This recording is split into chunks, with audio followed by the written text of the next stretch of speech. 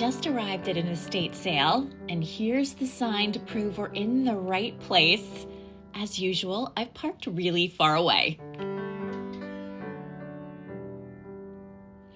This is a beautiful property, and I think this house is absolutely charming, so let's hope there are amazing things inside.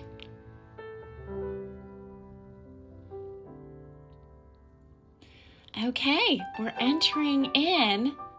This is such a pretty bench, and this wall art is really nice, and it's signed $25. This kitchen is on the dated side, but that could be a good sign that there are old things here. This plate is pretty. Hallcraft. I have never heard of it. I don't think I need a bread maker today. That sounds ambitious. Pretty Pyrex bowl, but no lid, which is really pretty common. Those lids went missing and broke very often. Here's another pretty plate set. And TST Co., made in the USA. I like the rim on this.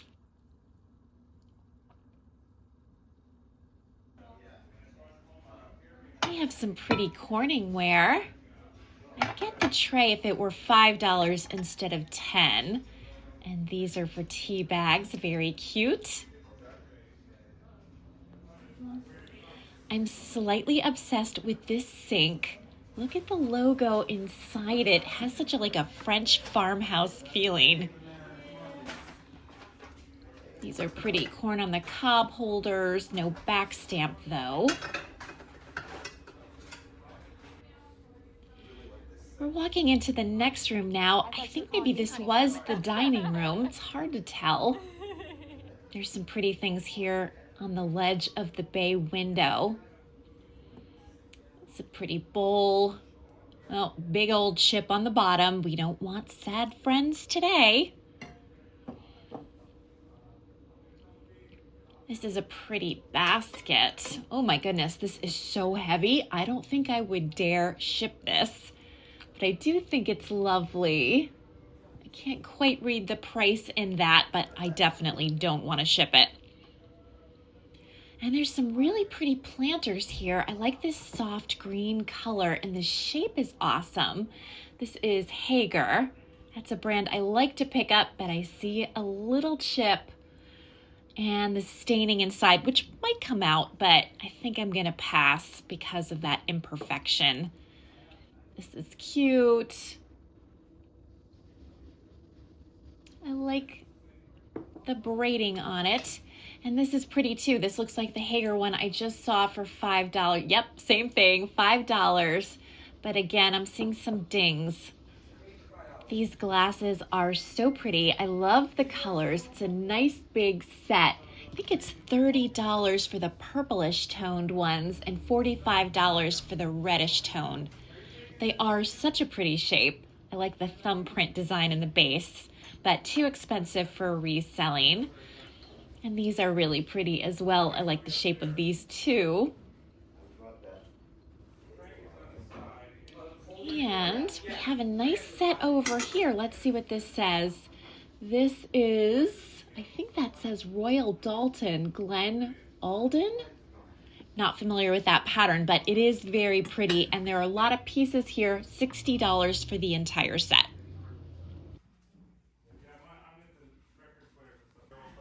Here's another table full of beautiful things. I love glassware with gold rims, and these are really pretty, $60 for this set. Some of the prices here are on the high side, so far I've been doing more looking than picking up, but that's okay.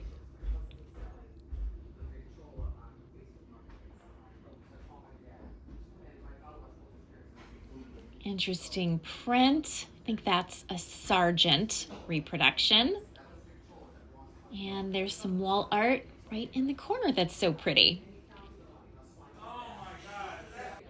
I'm admiring this grandfather clock. It's $65. I don't know if it's in working condition or not. It's a really nice piece. And I'm checking out this old sewing machine. Always fun to see them. And let's get a closer look at this wallpaper. Isn't it so beautiful? I just love old wallpaper. There's some pretty little bowls and things here. I think this is Watt pottery, if I'm not mistaken, made in the USA. This is a fabulous record player. Or is it a phonograph? I'm not sure. $115. It's got an old record in it already. This was a big deal back in the day. You can imagine this was somebody's prized possession. This is such a beautiful marble top dresser. I used to have something very similar to this. And this tray is cracking me up because if you watch the Chateau Diaries, Stephanie picked up one of these on one of her brocanting trips or at a flea market. I can't quite remember. It was basically the same. This one's got a lot of scratches in it, so I'm not going to pick it up, but it's really funny to see it.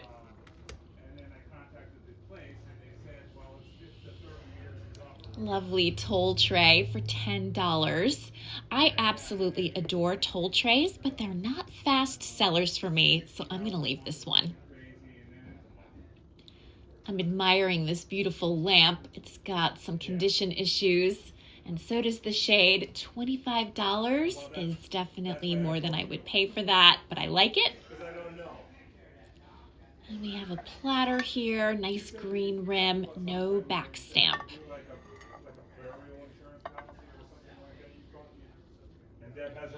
This is an interesting little wall hook set for $15. I love these old metal hooks. I think they have a great look. This is a nice vintage print above it. I really like the frame on this. $25. I'm checking out some of the objects on this mantle. There are some really cool things like this Dachshund boot scraper. I keep running into this piece. $60. That's about the going rate for it. And I love this doorstop. $45. I really don't know how old it is, but it's so cute. It's like 3 indies all together. And this one's really nice too for $45. This sampler is $50. I'm having trouble reading the date on it. It's super faded. It's got a cool look and I love the frame. Yeah, I just can't make out that date. As I continue moving through the house, I'm just admiring some of the furniture. It's an interesting wall clock. This is a little Hitchcock set. This is an interesting leather sofa set. I kind of like the color. And the rug has a nice sort of Vermont Lodge feeling. There's that Hitchcock set again. And I think this is a dough box, if I'm not mistaken. And I could be. The top is beaten up, but I think this was meant for storing and rising dough. And that's what the compartments are for. But let me know if you think I'm mistaken, because I certainly could be. This is a pretty little candle set. Nice desk. If you have any questions, let me know. I will. Thank you so much. Okay, I think it's time to check out the second floor and see what we might find in the bedrooms. Here we are in our first bedroom. There's not a lot here. This cute little desk. Stool. I wonder if somebody named Olivia lived here. A pretty piece of wall art. This wallpaper is looking rough, and I'm sure the extreme heat is not helping with the peeling. Got a little rocker. It's got some issues, but it's cute. $5 for that. That's a pretty good price if you know how to fix the damage. And I love this coverlet. It's really beautiful.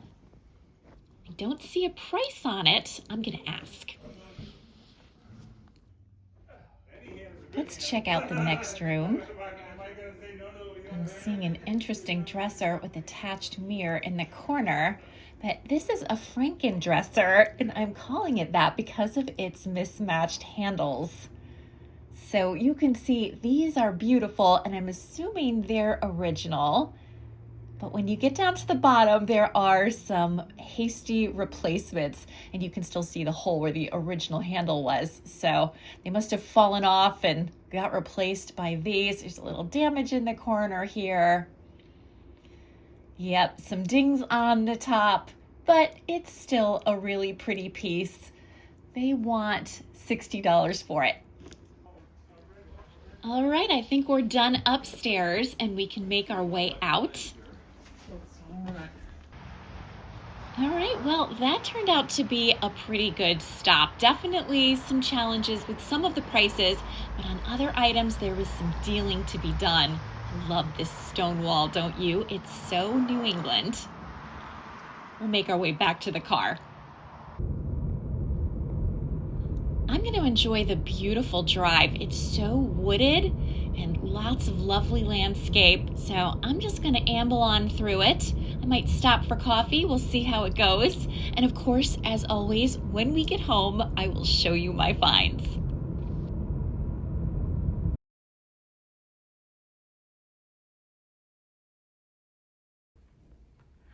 I wasn't sure whether or not I would find anything at that estate sale in Torrington that I just showed you because I wasn't there first thing, and once I did get inside, a lot of the prices seemed to be a little bit high. So I was a little worried it was going to be just a situation where I was looking around and maybe just taking some footage of the sale, but maybe not coming home with anything too exciting. Fortunately, I was wrong, and I did find a few things. In no particular order, I will show you this beautiful covered jar. This is really lovely. It is Delft, made in Holland. So here's the back stamp. I love Delft, and I tend to think of the blue and white windmill pattern that we all know so well, but this is really lovely. It has such a great design, and this would look nice in so many different spaces. So I was really happy to find it. I also found these really beautiful pillar candlesticks. It's nice that there's a pair. I wouldn't have picked up just one, but a pair is always useful. These don't have a back stamp, and I tend to shy away from things that don't have a back stamp, but I thought they had such a nice, clean, classic look. They would look elegant in anyone's home, on anyone's table. I decided to grab them anyway, and I was able to get the price down quite a bit because the price that I was originally quoted would have been a little too high for resale, but after we negotiated, I got it to a sweet spot. Phew. I think this beautiful trinket jar looks so pretty right here with some of the other things that I have on this demi-lune table. I love the colors of this. It's so pretty. It has like nice interest in color, and yet it also has, I don't know, a certain kind of just classic elegance. I think it was a really good find. Oh, let me show you the inside. It's just plain. And the cover is in really nice condition. I thought this picture was absolutely beautiful. And of course you could use it as a picture, but I would be probably more inclined to use this as a vase because I think it would be a gorgeous vase. I think pictures as vases are always a really nice look. And I love how there are floral details and little corners where you might not expect them to be, and this has a nice gold trim as well. This is Ainsley. It says limited edition, the crown flower pitcher, and this was made in 1999. So I thought it was a really pretty find.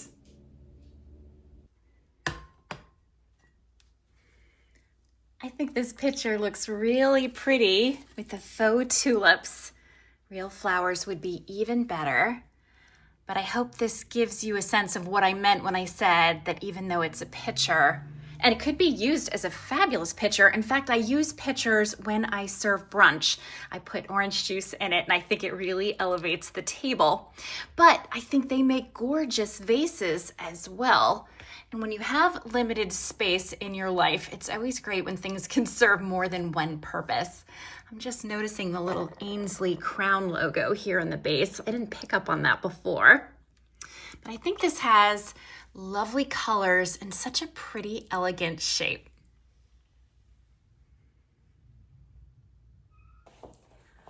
I don't usually pick up much by way of barware, but when I saw these pewter duck stirrers, I absolutely had to have them. So they have little ducks on them. They're so cute, and they look like they're in their original packaging. It says Woodbury Pewterers, which is not easy to say, on the front. Here, just open it so you can see. Look how adorable these ducks are. So I assumed the stirrers were for cocktails, but I guess you could use stirrers for other things as well. I don't know, what do you think? Do you use stirrers for something other than cocktails? Like, do you use them to stir up like hot chocolate or something else that is a little bit more versatile? I would love to know in the comments if you do. But either way, I was just sold on the pewter ducks and they had to come home with me. I found some interesting textiles, and I especially liked this table runner that seems, I don't know, it reminds me of something Scandinavian, like a Scandinavian pattern of some kind. I don't know, like a fabulous ski sweater or something. I was showing it to you the wrong way. Here is the proper pattern. I thought this was really beautiful. I couldn't find any stains or condition issues. I also couldn't find a label of any kind, so I don't know who made this, but I thought it was really pretty. And it would look especially lovely for the holidays, don't you think? Although I suppose you could use this all year round, but I thought it was so pretty. I've just laid out the runner so you can get a better look at it. And over here on this brass tray, I included the candlesticks. And as I said earlier, because they're white, they go with everything, which is really nice if you're someone like me who has busy wallpaper, or if you have china that has a vibrant pattern of its own, or you have a busy tablecloth, or you have a multicolored chicken. Either way, you are covered with these fantastic pillar candlesticks.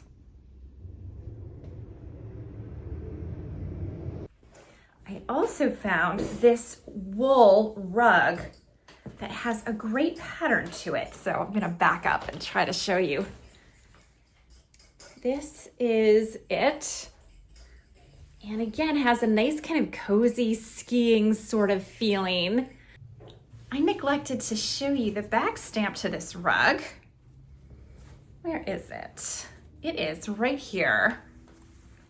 There is, well, it's not a back stamp, it's a label, isn't it? So this says, Handy Loom from Fine Saddle Blanket, contents pure wool made in India.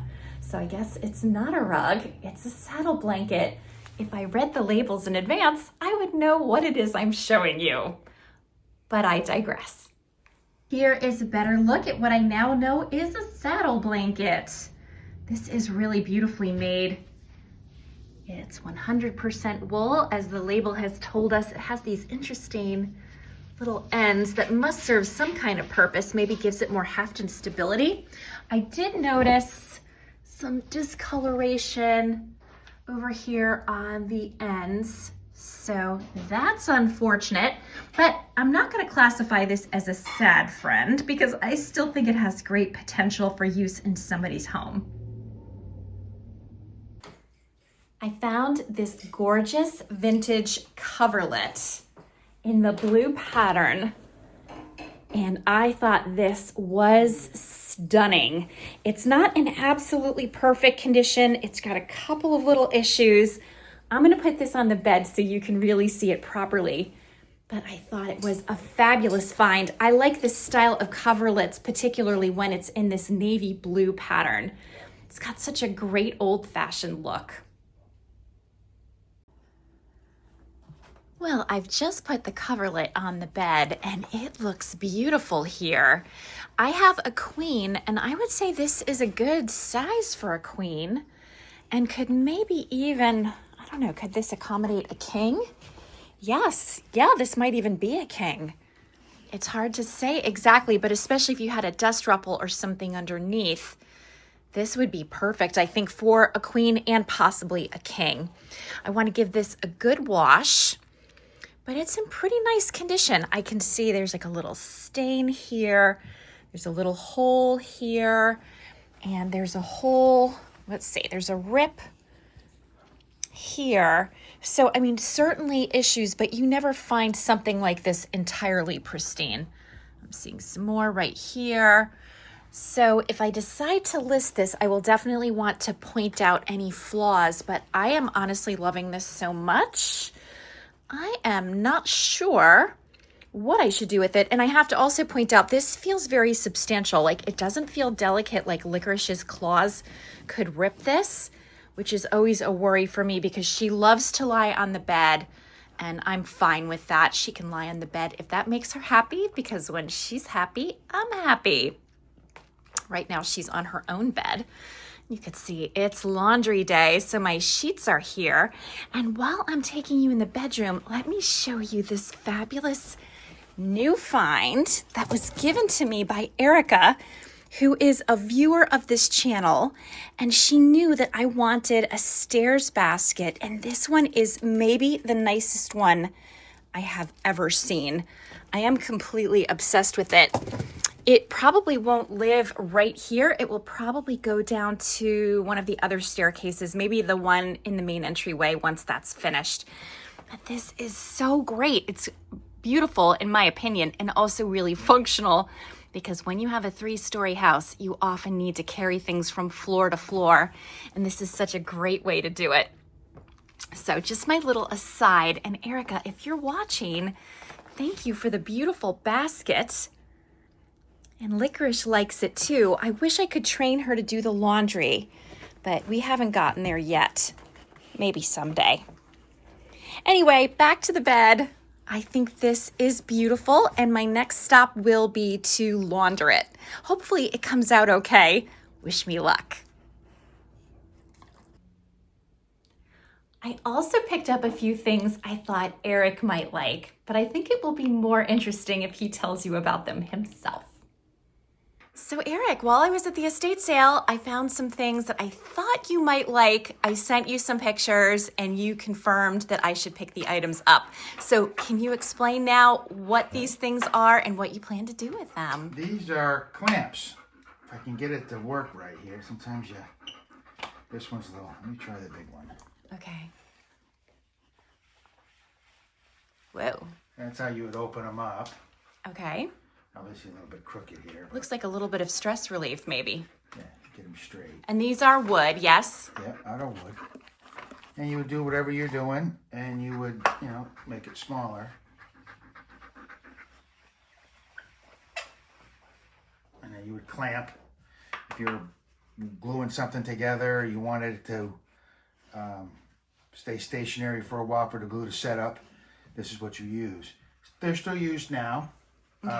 Not in the practical world as far as when you're at a job site or, building something for yourself. But some guys still use them.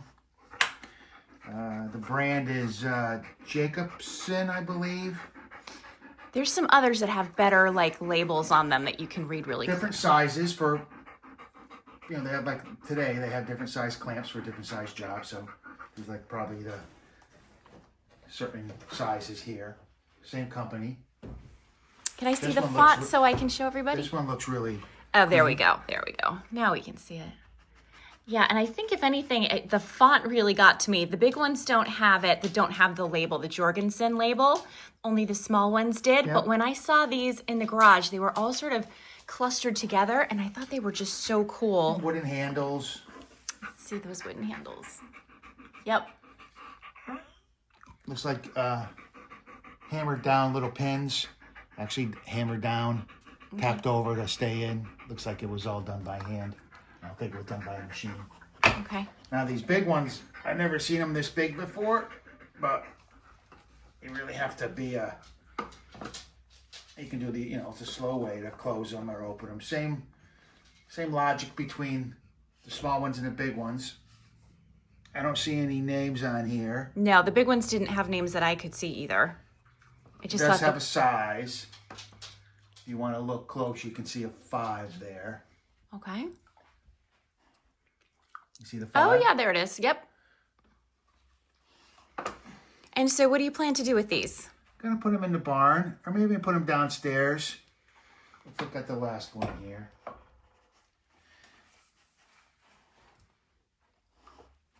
This one does have some sort of writing on it. This also says 5, and this says 13 or something, so I don't know if the numbers actually mean anything. I'm assuming they would. This one does a little bit easier. You got to be a circus performer. Just don't hit the dog. It's just easier to do it this way to make them bigger or smaller than doing one at a time. Okay. Same thing. I would say they're pretty old. You can see how the wood's turned. Yep. Definitely had use. Just watch the dog. You're really close to the dog. Yeah. The gang's all here. So very cool. Okay. Awesome. And so you're happy with my pickups? Yes, I am. Good. Good purchase. Excellent.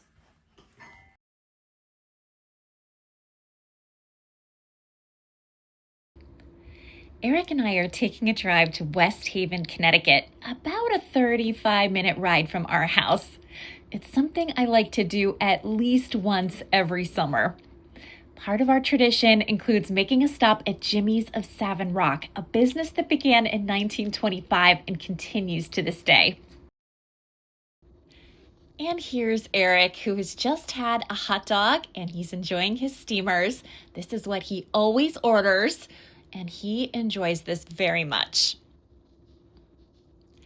What's been a little bit disconcerting is that while we've been eating our food, we have not been alone. This very intense looking squirrel has been outside the window pretty much the entire time, giving us the evil eye. I don't know if this guy has had a lot of espressos or cappuccinos or whether he's feeling like a homicidal maniac. I don't know what's going on with this little dude, but if I'm honest, he's kind of freaking me out. Now that we've finished eating, we're going to take a little stroll along the boardwalk while I tell you a little bit about Savin Rock in West Haven, Connecticut. It has an unexpected and fascinating history. Savin Rock actually began as a seaside resort in the 1870s, thanks to Colonel George Kelsey, an entrepreneur and Civil War veteran. He extended the trolley lines and built a 1,500-foot pier out into Long Island Sound. It could accommodate a ferry service that could run regardless of the height of tides, quite an improvement to the area. He also built the Seaview Hotel, a Victorian mansion with rooms for up to 150 wealthy guests. Kelsey then built a park alongside the hotel and encouraged local businessmen to use his property for entertainment and leisure. A beachside resort grew around the hotel and pier, including a bandstand, fountain, observatory, picnic area, and a carousel. Numerous small food and souvenir stands dotted the property. Later, a zoo, museum, and dance hall were established in the area. Early entertainment included unsavory cockfights, horse races, and prize fights. In 1903, carnival rides were added, and the area officially became known as the White City due to its classical-style white stuccoed structures, which were heavily influenced by the World's Columbian Exposition of 1893, which also featured a court of honor called the White City. At Savin Rock, a tower adorned with electric lights lit up the night, and visitors could take a miniature train for a tour of the park. In the early 1900s, the resort became a bustling amusement park with several nearby hotels, theaters, and restaurants. When electric trolleys became part of the transportation system, crowds began to flock to Savin Rock from all over New England, resulting in the nickname Connecticut's Coney Island. At its peak, Savin Rock, or The Rock, as it was sometimes known by locals, included a mile-long midway with roller coasters, including the famous Thunderbolt, water chutes, and the Flying Horses Carousel.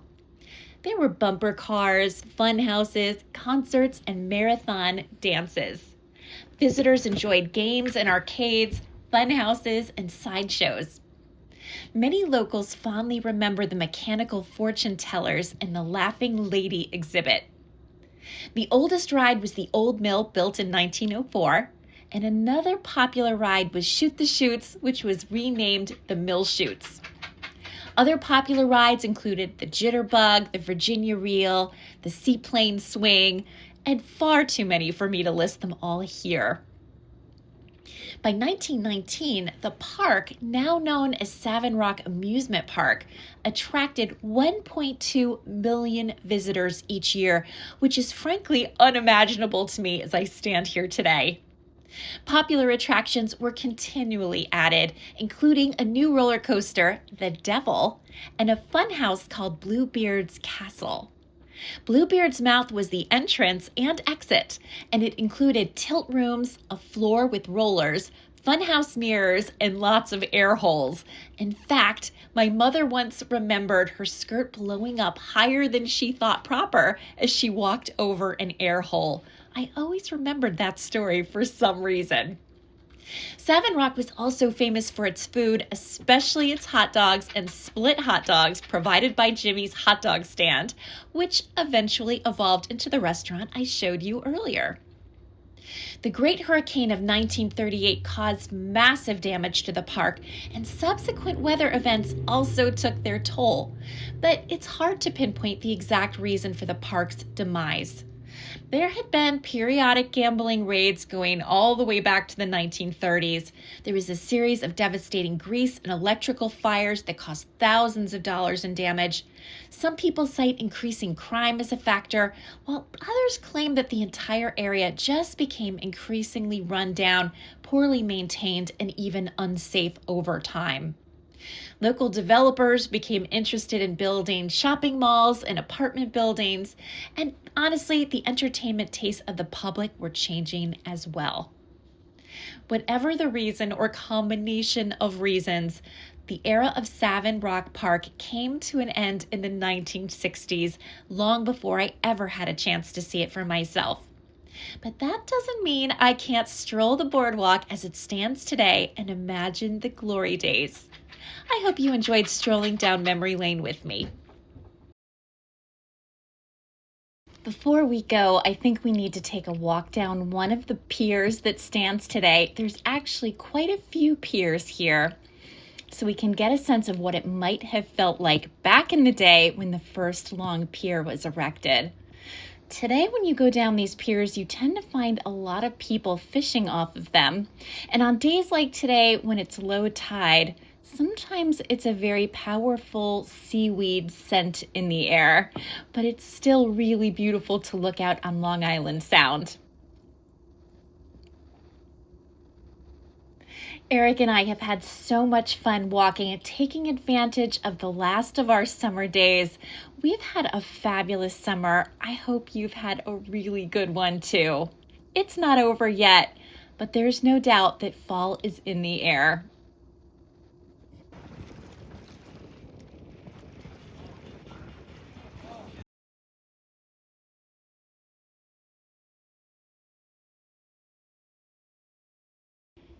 We've just arrived home and I found Indy in the cupboard where he should not be.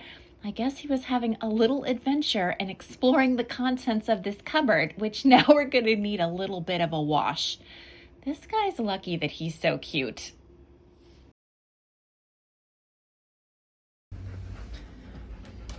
Here's my crazy Iris in one of her favorite spots.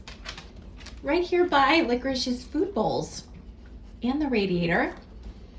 I don't know why she finds this spot so pleasing, but she's often right here with her chin on top of the water dish. She could stay here for hours. And in case you couldn't hear, here's Miss Licorice hanging out right next to me. Bless you. Bless you. She has dusty brains. And then over here, we have an Indy cat. Indy.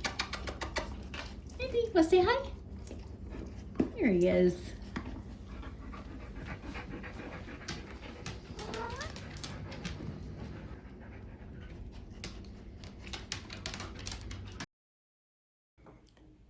So that's what I have for you today. I hope you enjoyed this thrifting video and going to the estate sale with me.